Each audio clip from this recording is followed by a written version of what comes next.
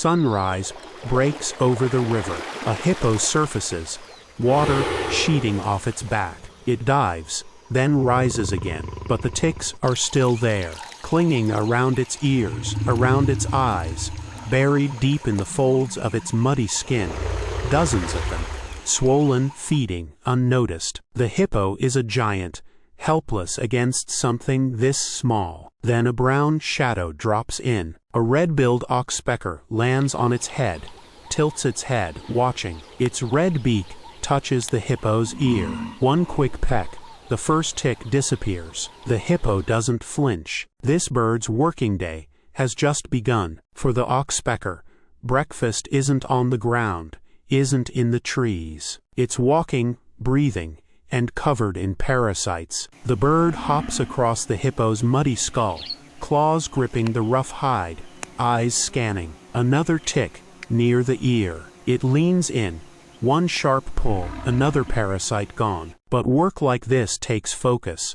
So the bird drops down to the riverbank, dips its beak in the water. One drink, then another. It steps into the shallows, shakes its wings, droplets catching the morning light, then climbs onto a mossy stone to preen, one feather at a time. Even a cleaner has to stay clean. Across the river, the hippos are still waiting. As the sun climbs, one rises fully from the water. For most animals nearby, that's a warning. For the oxpecker, it's an opportunity. The bird steps closer, claws sinking into wet, muddy skin, moves along the edge of the jaw, where scraps of half-chewed grass are still wedged between the teeth. The redbeak reaches in, a quick pick, another. The hippo goes still, its eyes slowly close, a creature with jaws that could crush it in an instant, and it lets a bird work inches from danger. No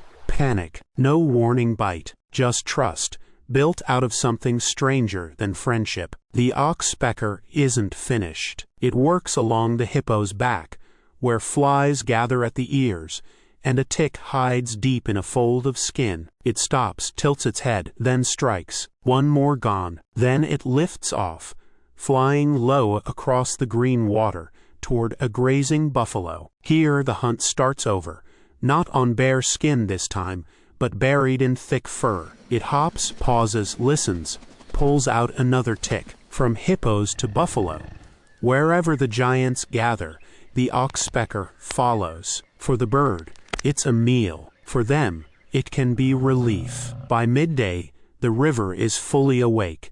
Kingfishers diving, egrets wading, dragonflies skimming the surface, and the oxpecker keeps working. One bird becomes two, one near the ear, one along the neck. A tick appears, then vanishes. The hippo floats, only its eyes and nostrils above the waterline, two small birds balanced on its enormous skull. This job never really ends. In this river, there's always another bite waiting, but the partnership isn't as clean as it looks. Scientists have documented oxpeckers doing more than pulling ticks, sometimes picking at soft tissue around old wounds, keeping them open rather than letting them heal. For the hippo, there's no easy answer. A bird on your back is an irritation. Dozens of ticks feeding at once is worse, so it lets the bird stay. Nature rarely deals in clean friendship. Sometimes,